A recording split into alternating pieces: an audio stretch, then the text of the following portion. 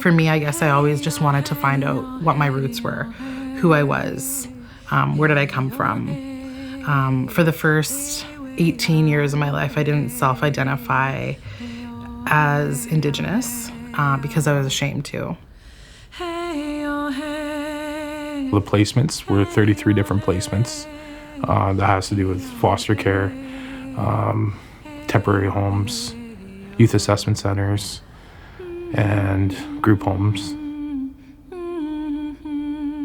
I said, you know what, Irene? I said, we don't even know each other. Yeah. We used to know each other when we were kids.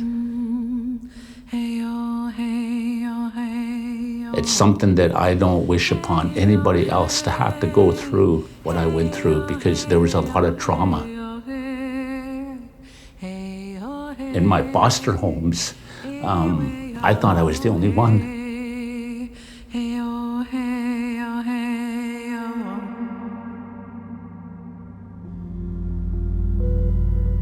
I applied for my child welfare records through the Alberta Government. I have 9 other siblings, and we were all removed, all of us, and we were placed all in different, separate foster homes. I was adopted when I was 2 weeks old, and so I was adopted into a Dutch family. I was raised in a family that was caring and loving, and I think that they did the best that they could. The worst part for me was my brother, my sisters, we were all separated. Growing up, I had absolutely no Aboriginal ties. In fact, I was made fun of for being Aboriginal in an all-white school. They made me feel as if I wasn't gonna amount to anything. And that's how I felt, and I feel to this day. I don't feel like I have any self-esteem sometimes. On May 28, 2018, the Premier of Alberta, Rachel Notley, gave an apology to the 60s scoop survivors in the Legislative Assembly. The 60s scoop is the colloquial name for the government practices perpetuated in Alberta and across Canada from the 1950s to the 1980s. Indigenous children were taken from their birth families, from their communities, put in non-Indigenous homes without meaningful steps, in some cases without any steps at all, to preserve their culture, their identity, and most importantly, their relationship with their community, and even most importantly, with their family. The legacy of the Indian residential school didn't end with the closure of the schools. In 1951, responsibility for child welfare was allocated from the federal government to the provinces.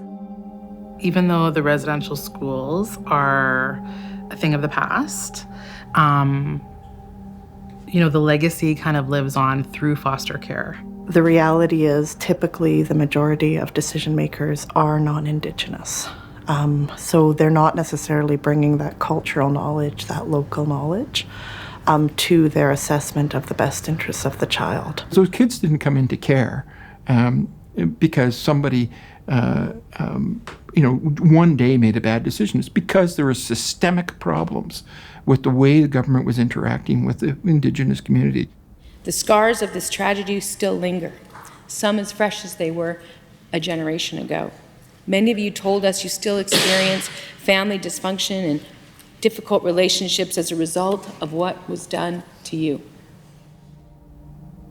That family bond, sense of belonging, all that stuff, that was a lot of the things that you were missing growing up. And I wasted a lot of time being on the wrong side of the law, just because I didn't care anymore. There was a lot of losses that we experienced, loss of language, loss of culture, loss of identity, loss of family. And one thing that was really a big thing amongst us is abandonment. when the former premier in the province of Manitoba issued an apology to the survivors in Manitoba. I watched that apology, very emotional day for me.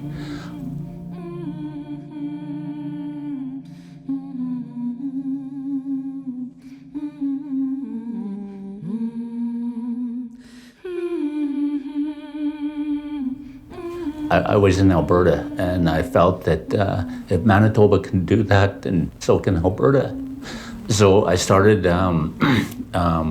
with encouragement from my wife, I started to write a lot of letters to the Alberta government, talking about reconciliation, talking about Sixties scoop. We wanted that process to be driven by survivors. And I know that the Alberta government, when we first went and met with them,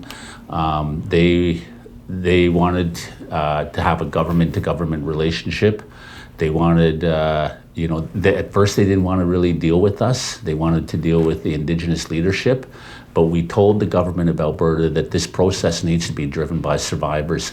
We're the leaders. We sat down and had a fulsome circle around this conversation. And there are moments where we were unhappy with each other. There are moments when we felt good about where we're going, and moments where we didn't know what to do. But somehow, because we stayed in the circle and kept talking about it, even after somebody was upset, we stayed and we went back around the circle and back around the circle. We got to a place where we understood that a few things needed to happen. And that meant that the survivors and the government had to form a partnership. And that's what we did. That was the original piece of work that we put together. Adam Northpagan, along with other 60 Scoop survivors, created what is known as the 60 Scoop Indigenous Society of Alberta, a self-determining society that would work hard to hear and listen to the stories of other survivors to help inform this important apology. The stories you, the survivors, shared with us are heartbreaking. These stories transcend generations. Children, kids, babies, toddlers, teens, ripped from your families. Parents, unable to see through the tears as they took your children away from you. Grandparents, forced aside as your families were destroyed. And we also heard clearly that some of those foster homes were also not safe. Many of you faced terrible abuse, physical abuse, sexual abuse, mental and emotional abuse, forced labor, starvation, and neglect. Cultures shamed, ignored, and forgotten by force.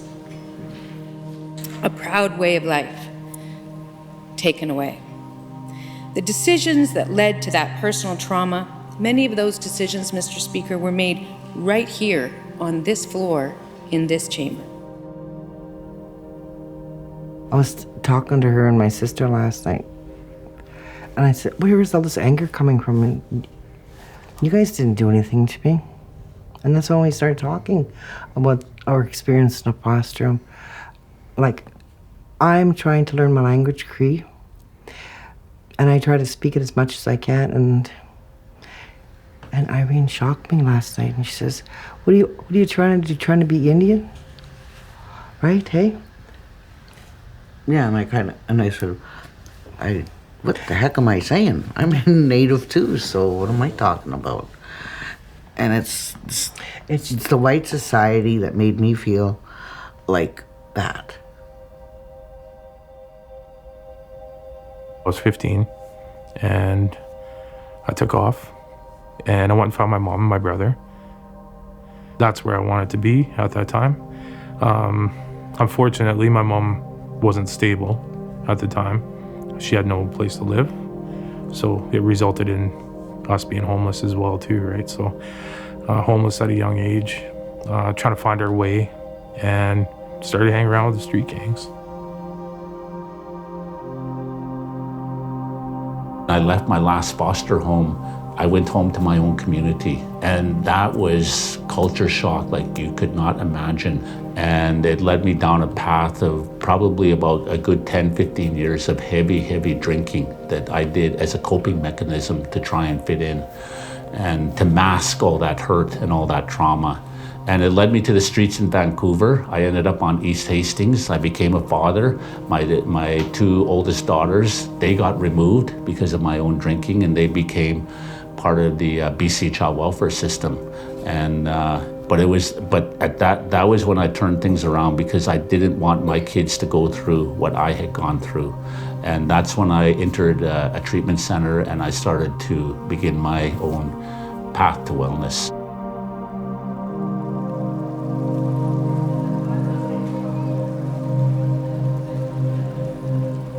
Since I've started my journey, I've found my birth mother, my half-brother, and I've started on my own spiritual journey, and I haven't stopped since then. Sheila and Irene have just begun their journey of healing as mother and daughter. One big thing that I had to let her know is that she did nothing wrong. She had me when she was 13 years of age. And by giving me up, I mean, she was unable, because of what happened systemically, she wasn't able to take care of me.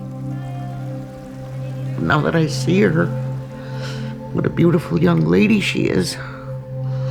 I'm glad the way she turned out. She turned out to be a wonderful person.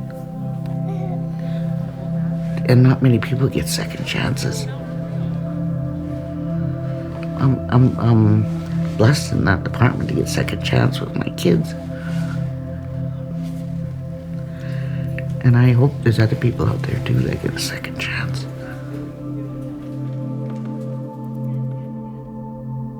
My mom had gone to residential school.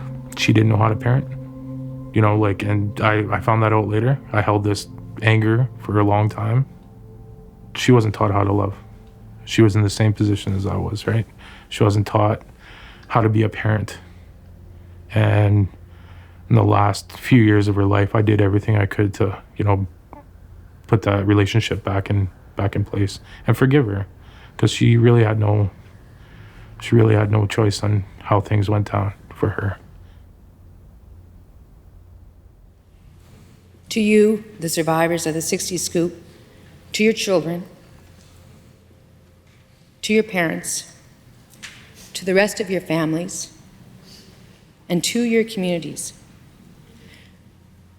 From me, as Premier of Alberta, from all of us here, as the elected representatives of the people of Alberta, and on behalf of the government of Alberta, we are sorry for the loss of families, of stability, of love. We are sorry for the loss of identity, of language and culture. We are sorry for the loneliness, the anger, the confusion, and the frustration. We are sorry for the government practice that left you, Indigenous people, estranged from your families and your communities and your history. We are sorry for this trauma, this pain, this suffering, alienation, and sadness. We are sorry. To all of you, I am sorry. Hey, oh, hey, hey, oh, hey, oh, hey, oh, hey, hey, oh, hey, hey, oh, hey. That apology, it's a once-in-a-lifetime event. It'll never, never, ever happen again in my lifetime, or my kids' lifetime, or my grandkids'. And it was a very, very historic day for the Indigenous people and all Albertans. For me, it was like a long time coming. Like you sit there and think in the back of your mind growing up that this isn't right. Sorry doesn't really mean anything until you put some action to it. Simply saying I'm sorry for the 60 scoop by itself is not sufficient. The response has to be commensurate with the trauma that occurred. And we understand that what was really bad about the 60 scoop was all of that grief and suffering and loss. The loss of family, the loss of community, the loss of culture, the loss of language. And so if we do care about all those things, which we do, then we have to work as a government to fix all of those things. So we have to support families, we have to support communities, we have to support culture, we have to support language. I think that foster parents need more training. It doesn't matter what kind of foster parents. They could be white, black, Native, Asian. It doesn't matter.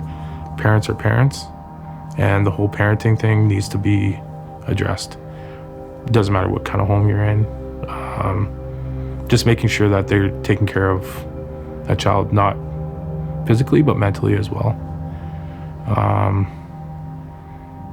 I have a hard time supporting the social services and the foster care system, but I know there are good social workers out there. There's great social workers out there. I know some of them.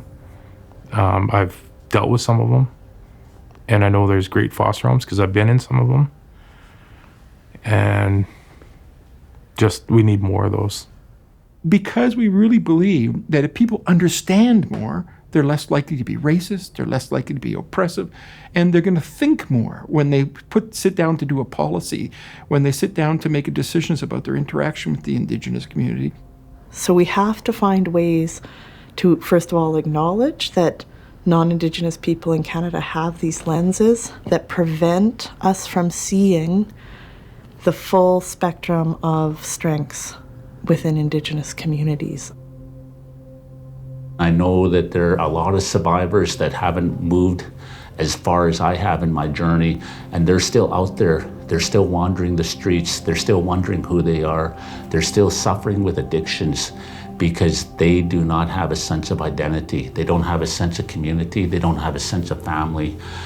And I really have a lot of empathy for them. So that's my challenge is for communities across Canada, is that you have a welcome home ceremony for those survivors in your communities, because we need to bring them home. That's part of our culture as Indigenous people, is welcoming them home. After I had my daughter, I realized how weak I was, and that she is 10 times stronger than I'll ever be, and that she chose me. So,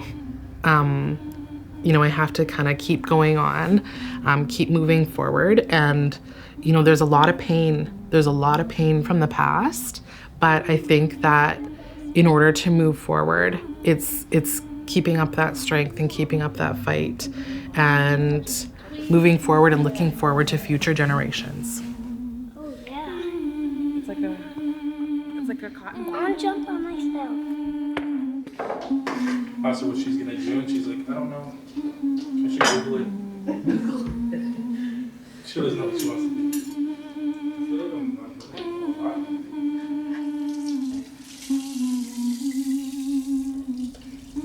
We force ourselves to break the cycle. Like, I broke the cycle with my family. My kids know who I am, their dad. They've never gone a day being hungry, ever. They are spoiled, which is something that is rare. And it's something that I created, and I knew I had to do that when I had my first child, right? I made sure that I did everything I could to be there for them. Healthy, and may many blessings come forward to them as a family. It feels like that wound is starting to heal. Starting to feel like a person again, gradually. Feeling like more like a mom.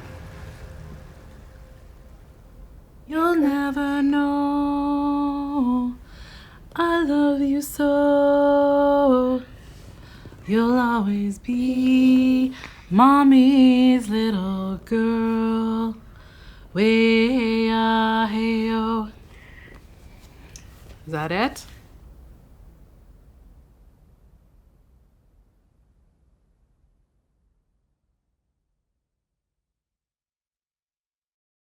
Do you know so, and mommy will never let you go. To the stars and the sky, you'll always be mommy's little girl.